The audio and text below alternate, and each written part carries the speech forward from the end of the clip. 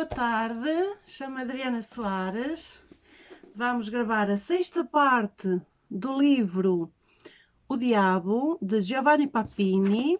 Eu penso que é a sexta, ou é a quinta, mas acho que é a sexta. Mas eu depois na descrição do vídeo eu coloco lá. E também vou colocar o link da biblioteca e vou colocar o meu e-mail para quem quiser falar comigo. Então vamos falar em quê? Em que modo Cristo sublimou as tentações do diabo? Assim, pois, Jesus repeliu as tentações de Satã. Essas provas que, no entanto, eram um prólogo necessário imposto pelo Espírito à sua atividade libertadora. Mas será bom observar que Jesus não dá qualquer sinal de animosidade e de cólera contra o tentador. Responde-lhe com palavras breves, pacatas, com palavras não suas, mas sim com aquelas que o Pai já tinha inspirado aos seus amanuenses terrestres. Não há nada no comportamento de Jesus que faça pensar numa repugnância, num asco, num horror. Cristo não é e não podia ser um amigo de Satã. Rebate seco e resoluto as suas propostas, mas depois de se ter fiado docilmente no inimigo que o transporta em voo ao cimo da montanha e ao pináculo do templo, teria podido fugir, teria podido injuriá-lo, como fará mais tarde com os fariseus e com os mercadores. Teria podido fulminá-lo com um só gesto da mão. O homem-Deus comporta-se em mais humana e divina maneira. Suporta pacientemente ao longo de 40 dias a sua companhia, escuta placidamente os seus propósitos, replica sem desvios, embora com outras palavras, às palavras do adversário. Isto confirma que as relações entre Deus e Satã não foram de todo interrompidas após a queda e que Jesus Cristo se mostra disposto a ensinar a ele como aos homens. Poder-se-ia ir mais longe, poder-se-ia pensar que Cristo não esqueceu as tentações de Satã e quis em seguida verificá-las por sua conta, bem que em modo bastante diverso e infinitamente mais sublime. Considera-se a primeira tentação. O diabo pede uma transmutação, um milagre.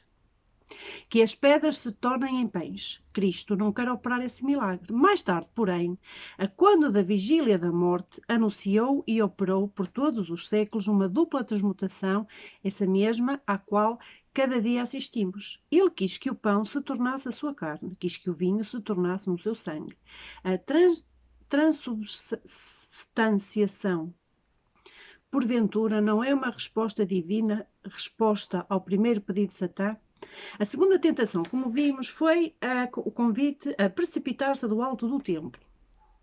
Jesus não se dignou a executar essa fácil proeza.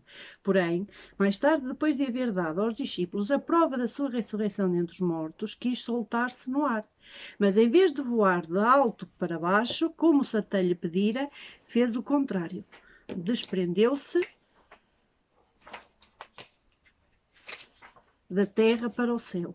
À descida proposta pelo tentador, respondeu vitoriosamente com a ascensão. Na terceira tentação, o diabo oferece a Jesus todos os reinos da terra e o esplendor deles. Jesus não quis nunca ser monarca. Certa vez que pretendiam fazê-lo rei, conta São João, e esta passagem está descrita em João, capítulo 6, versículo 15, ele escondeu-se e fugiu. E a Pilatos, que o interroga, e ele responderá com as palavras famosas: o meu reino não é deste mundo. E todavia Jesus quis igualmente ser imperador de todos os povos. Ordenará aos apóstolos e aos discípulos que se dirijam a todos os países da terra levando a sua mensagem. Ele desejava e ainda deseja apossar-se de todas as almas dos homens, ser reconhecido e adorado onde quer que seja como Senhor. Não lhe importam os cetros, as coroas e as riquezas dos príncipes, mas quer conquistar aquele mais genuíno e autêntico esplendor que aparece ou pode aparecer nos espíritos humanos. Quando vier a ser o dominador de todas as almas dos habitantes de todos os reinos da terra, não se terá tornado verdadeiramente mais rei do que os reis, mais imperador do que os imperadores? Estes possuem somente as terras, as casas, as vestes, os corpos dos súbditos. Mas Cristo Quando a cidade de Deus crescer até ficar do tamanho do mundo, será mais poderoso do que os poderosos, porque possuirá então as almas às quais todas as formas da vida obedecem. As tentações do diabo são, ou virão a ser, uma por uma, sublimadas e transfiguradas por Cristo, com um sentido novo, numa ordem indivisivelmente mais excelsa. As toscas armadilhas de Satã vêm a tornar-se, para a sua vergonha e despeito, em divinas realidades.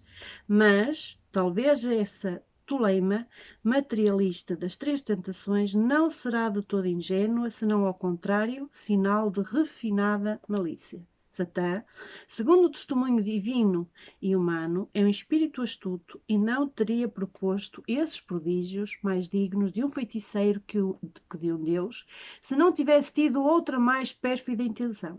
Ele não estava de modo nenhum seguro de que o filho de Maria fosse o filho de Deus e pensou que, se este viesse a operar os prodígios sugeridos por ele, teria revelado a sua natureza inferior, demasiado humano. Ter-se-ia diminuído a seus olhos e ter-lhe-ia dado a confirmação de que o invólucro carnal desse famélico solitário não albergava a segunda pessoa divina. Jesus deu a Satã a prova da sua divindade, recusando-se a produzir tais milagres, e só mais tarde, como vimos, se inspiram nessas tentações para responder, mas respondendo então de modo inteiramente diverso, com aquela altura de estilo próprio de um verdadeiro Deus. Os demónios crucificaram Cristo por ignorância? Na primeira epístola de São Paulo aos Coríntios, capítulo 2, versículo 8, lemos uma surpreendente notícia que merece ser meditada. Abre aspas. Nós expomos a sabedoria de Deus, misteriosa e oculta, que Deus de toda a eternidade tinha destinado à nossa glória e que nenhum dos príncipes deste mundo jamais conheceu, porque se a tivessem conhecido, não teriam crucificado o Senhor da glória. Fecha aspas. Na linguagem de São Paulo, os príncipes deste mundo são certamente os demónios. Estes, pois, fizeram crucificar Jesus, mas não o teriam feito se tivessem conhecido o recôndito desígnio de Deus. Anterior aos séculos, isto é, ao tempo, e aqui surgem as dificuldades. Os demónios, antes de serem tais, foram anjos, e sabemos que, segundo muitos teólogos, a estes seres primordiais, todos em espírito, foram comunicados os mais profundos mistérios da ideia divina. Tanto assim é que, na opinião de alguns, a rebelião de Satã foi suscitada pelo ciúme quando soube que haveria de ser criado o homem e que Deus viria a amar esta criatura até ao ponto de se transformar em vítima para a salvar. Mas os demónios, segundo São Paulo, não teriam conhecido nem podido conhecer os mistérios da messianidade e da encarnação, e tão só por causa de tal ignorância teriam feito crucificar o Filho de Maria. Mas se isso é verdade, não poderia ser repetida com respeito aos demónios a imploração de Cristo no Calvário. Perdoai-lhes, Pai, que eles não sabem o que fazem. A ignorância, quando é devida, como afirma o apóstolo, acerca dos demónios, a vontade divina não pode constituir nem pecado nem culpa. Dever-se-á, então, chegar ao supremo paradoxo de afirmar que o diabo, na tragédia da paixão, foi o único inocente? O beijo de Judas. Um poeta italiano, ainda pouco conhecido ou mal conhecido, Ferdinando Tirinanzi, o autor de Catilina e de Canossa, foi o primeiro, há muitos anos, a propor-se o problema do beijo de Judas, porque escolheu o traidor esse modo inaudito de indicar a vítima à gente armada de que noite irrompeu no horto de Getsemane. Não haveria outros meios mais simples e comuns para obter o mesmo resultado? Os evangelistas dizem-nos, concordemente, que Satã, na tarde da ceia, entrou em Judas. Judas, portanto, era possuído de Satanás. Era aquele momento a veste e a forma humana de Satanás. Judas, que beija Cristo, é Satã, que beija Deus. Há, pois, na tragédia da paixão, um outro encontro entre o Redentor e o adversário, um contacto corpóreo. Qual é? Pois o verdadeiro significado desse beijo, o último beijo recebido por Jesus. Este sabia que que em Judas estava Satã, e todavia, ao vê-lo adiantar-se na sombra, chamou-o com o doce nome de amigo. Amigo, que vieste aqui fazer? Estamos a falar de uma passagem de Mateus, capítulo 26, capítulo 49. Ferdinando Tirinanzi tentou achar o sentido do mistério. Dirão que se trata de uma fantasia de poeta. Mas acaso os poetas não souberem quantas vezes penetrar os segredos divinos mais profundos do que os outros escribas? E agora cedo-lhe a palavra. O momento supremo da paixão sofrida por Cristo, o fim a que tendeu o Eterno lacerando-se no tempo, foi o beijo de Judas. Foi sobretudo por esse beijo que Deus desceu à terra e se encarnou. Relemos o evangelista em João, capítulo 13, versículo 26 e 27. Era a última ceia. Jesus estava sentado à mesa com os seus. E depois de ter ensopado um pedaço de pão, deu a Judas, filho de Simeão Iscariotes, e logo depois desse bocado, Satã se apossou dele. E Jesus lhe disse: faze depressa o que tens para fazer. Que sobre-humano e super-diabólico poder no pedaço de comida e no comando. Apenas sabemos que Satã estava ali, a aferrar uma carne que devia fazer-se traidora com um beijo. E ele mesmo, que aprisionava, estava ali posto a ferros, não a Judas, mas a ele, o adversário. Foi dirigido ao divino comando e aquela, e não outra, era a forma da traição. Era preciso só, para aquilo, se lançara o infinito no atascamento do finito. Não havia outro meio para que os lábios da treva tocassem nos lábios da luz, para que o ódio beijasse o amor. E o ódio tendeu-se como na figuração de Giotto. Recordemo-la. As pupilas do Redentor são dois raios quietos, inflexíveis, apontados a traspassar o empedernido da sombra que, vivo em forma de homem, é atraído por força invencível e não sabe. Esses raios já o alcançaram, mas a figura de pedra ainda resiste. E esse já espera, mantendo-se firmes, seguros, um dia, para sempre. Sombra e pedra grandiosamente falecerão. Satã foi levado, no modo que se disse, ao beijo de Deus, e mal ele tocou os lábios daquele dentro do qual estava a divina essência, um arrepio não mais imaginado lhe percorreu todas as fibras. Terror? Desespero? Desmaio? Nenhuma palavra humana poderá dizê-lo. Titânica, protérvia, nostálgica, inatingível beatitude. Ou se foi acaso atingida, podridão do eu, fugir, fugir. A pessoa na qual estiver escondido foi atirada fora como um trapo e como um trapo ficou a abanar de um ramo. Desvairando, o traidor, amorosissimamente traído, irrompeu, obscureceu os céus. Deu tremores à terra, com espinhos, com lanças, com fel, rasgou sobre a cruz o corpo que trazia aquele vulto e aqueles lábios. Que mais cega loucura? Forma, sentidos, corpo, não são o seu reino? Não se enfurecia, pois, não se lançava a si mesmo? E que resta a fazer quando nada mais é possível? Volver-se, pois, naquele instante e depois sempre contra si mesmo. Abocanhar-se, fazer-se em pedaços e um dia abrasar. Mas, nos seus membros laços, por entre os coágulos acres do sangue, há um pouco de carne intacta onde ele com Judas beijou. A noite, em farrapos, tem uma estrela, um selo indelével. Essa estrela, num rasgo, desmedidamente se alarga, inunda, triunfa. E do abismo um pranto, um grito. Pai, perdoa. Beija-me, Pai. Então, no alto de uma cruz candidíssima, aqueles braços que o ódio lá tinha fixos com pregos e fez ele abertos a abraçar, a radiosa caridade se estenderam, desceram e a envolver o assombrado implorante, o assombrado mundo. Vem! Tanto tempo te aguardei como o pai ao filho pródigo. Tantas lágrimas verti por tua causa. Mas uma última coisa imponho. Olha-me, esquece. E tu, agora, que tornaste a ser qual foste, na luz e no amor, agora, tudo o que o pensamento indagou e jamais soube, tu tudo verás e saberás. E no mundo criado, um pouco mais seguro, de novo um canto imperceptível. O diabo e o arcanjo Miguel. Na Epístola Católica de São Judas, encontramos uma narrativa que ilumina de luz inesperada as relações entre Satã e as hierarquias angélicas. O arcanjo Miguel, quando contia com o diabo e disputava com ele por causa do corpo de Moisés, não ousou pronunciar contra ele o juízo em termos injuriosos, mas disse simplesmente: o Senhor te castigue. E isto estamos a falar do capítulo 9 de Judas.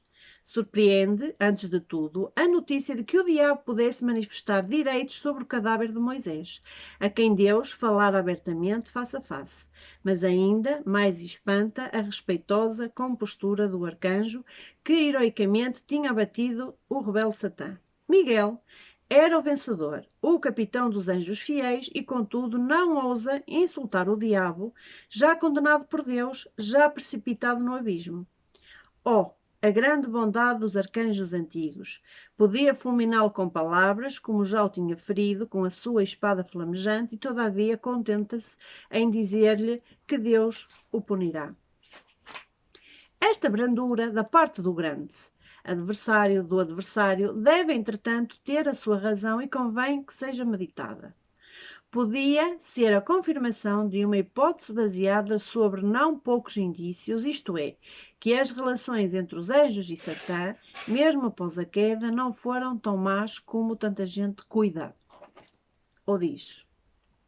Satã e Moisés. O médico lombardo Giovanni Rasberti, arguto e não esquecido escritor, relata na sua Viagem de um Ignorante, livro que foi escrito em 1857, as suas impressões acerca do Moisés de Miguel Ângelo e, entre outras coisas, observa: este colou-se é majestoso, concedo, porém dessa horrida majestade no ferro, aspecto com o qual o poeta entendeu que havia de descrever Satanás. A aproximação feita por Rasberti, por estranha que possa parecer, não é mero desvaneio e pode ser desenvolvida muito para além da alusão ao Platão de Tasso e à obra de Miguel Ângelo. Buonarroti representou o libertador do povo hebreu, irado e senhudo, tanto que a sua estátua tem verdadeiramente reflexos demoníacos. O escultor não esqueceu os cornos atributo comum a Moisés e ao diabo, mas não faltam, entre o profeta e o rebelde, outras semelhanças e relações. O primeiro gesto de Moisés, conforme narra o livro de Êxodo, logo no início da Bíblia, capítulo 2, versículos 11 até o 15, foi o de matar um egípcio e sepultar o cadáver dele na areia do deserto. Na sua contenda com os magos egípcios, Moisés aparece-nos como um taumaturgo dotado de infernais talentos. No deserto, quando os hebreus foram assaltados pelas cobras assanhadas, o inimigo da idolatria gitou como remédio uma serpente de bronze. Tratava-se de um ato de caridade ordenado por Deus, mas convém não esquecer que a serpente, desde as primeiras páginas da Escritura, é o símbolo e a encarnação de Satã. E Moisés, à imitação de Satã, pode emergir incólume no fogo. Relembremos a sarça ardente. Mas podemos ir ainda mais além. O apóstolo São Paulo escreveu: o pecado não o tereis conhecido se não fora a lei. Porquanto fora da lei, morto é o pecado. Isto é uma passagem que está em Romanos, capítulo 7, versículos 7 a 8. Se o pecado, como diz Paulo, fora da lei é morto, aquele que promulga a lei, isto é, Moisés, contribuiu a introduzir o pecado nas almas dos homens. Dir-se-á que o grande salvador e legislador dos hebreus foi em tudo isso o mandatário e o instrumento de Jeová, o que não impede que na figura e na ação de Moisés se achem traços que evocam irresistivelmente a imagem de Satã. o sangue da vingança, os cornos na testa, a serpente, a familiaridade com o fogo, o sentido do pecado. Espero que estejam a gostar, tanto quanto eu. Compreende-se melhor agora o trecho acerca de São Judas que recordamos e no qual aparece claramente que Satã se arrogava direitos sobre o corpo de Moisés e o disputava com o arcanjo. Estamos a falar do arcanjo Miguel. Deixem-me pôr isto assim um bocadinho aqui mais para lá. As inegáveis afinidades entre o envio de Deus e o adversário de Deus poderiam ser mais uma prova de que as relações entre o Criador e o Tentador não têm sido sempre tão rigorosamente antagónicas como leva a crer uma tradição demasiado simplista. O Diabo e os Santos.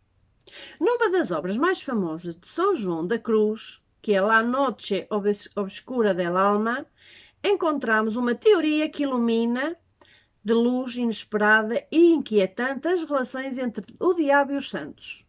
O místico sumo, que a Igreja proclamou seu doutor, ensina que a fé, quando é plena e perfeita, reveste a alma de uma túnica tão cândida e esplendente que o demónio não consegue nem sequer vê-la e por isso nada pode intentar.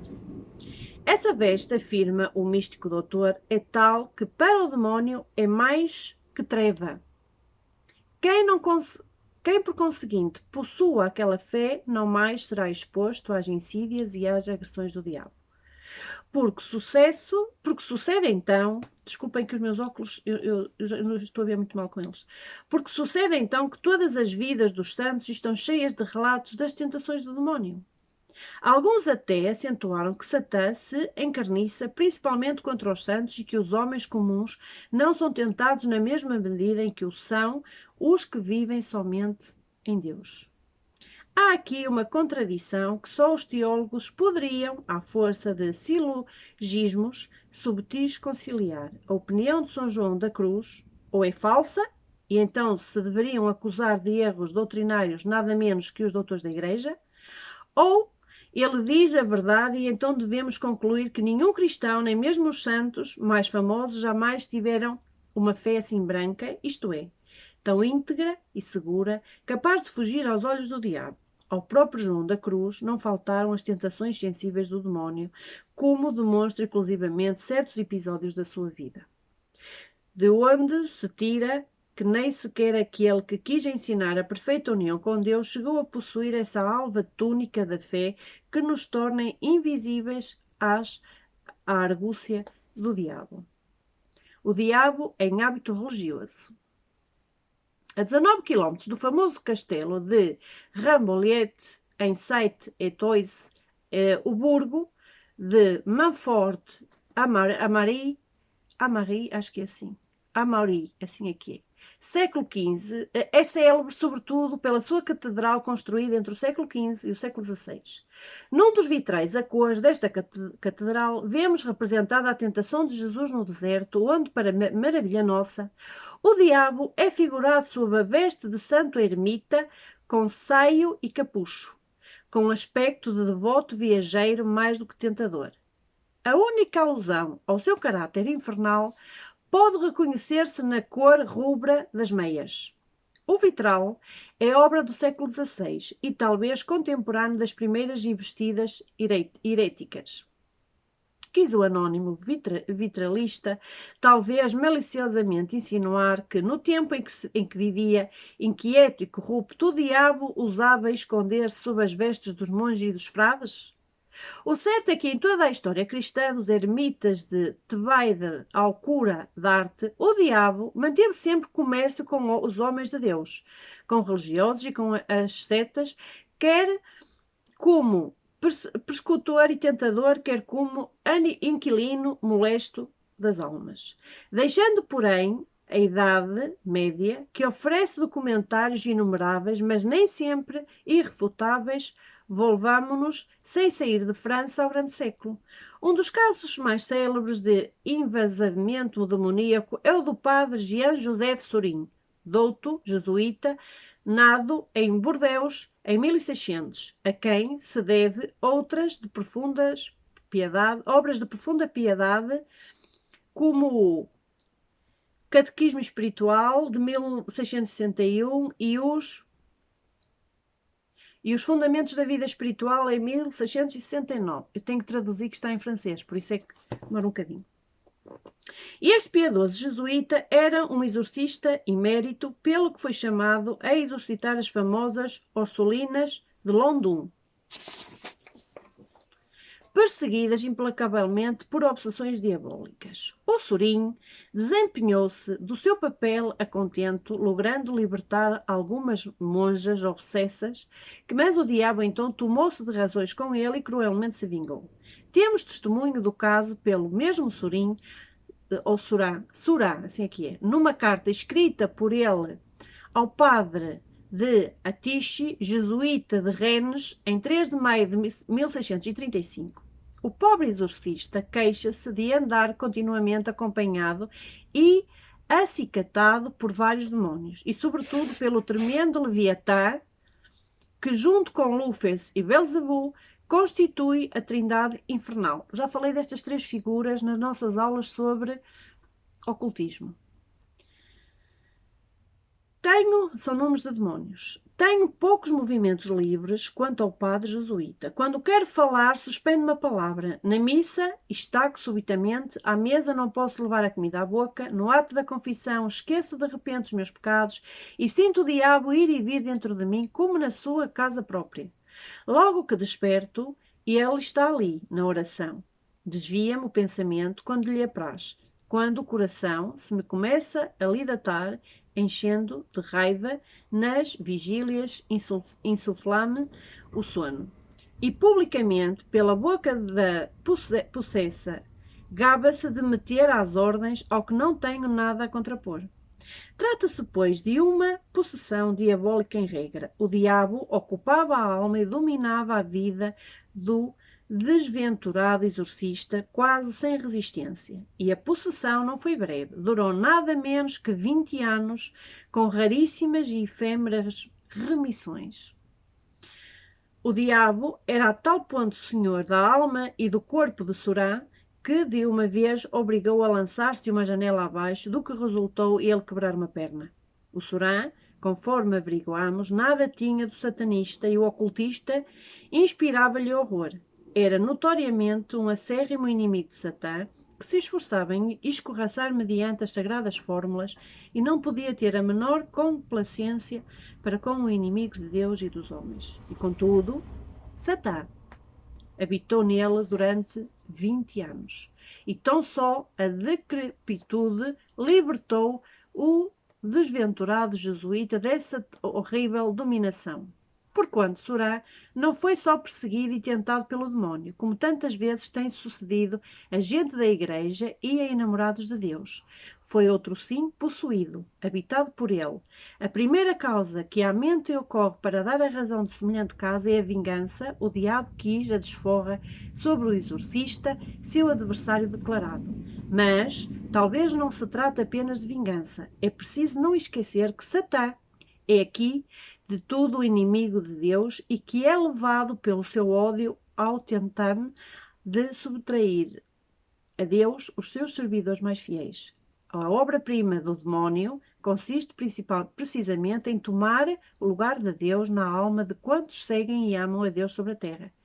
É a sua grande vitória e mais almejada compensação da sua queda. E assim como ele é, por natureza maligno e manhoso, deve saborear uma penetrante e profunda volúpia quando consegue assenhorar-se de um religioso, quando o tem ensejo e se pavoneia sobre as avenidas da terra debaixo do saio de um cenobita ou da veste talar de um sacerdote de Cristo.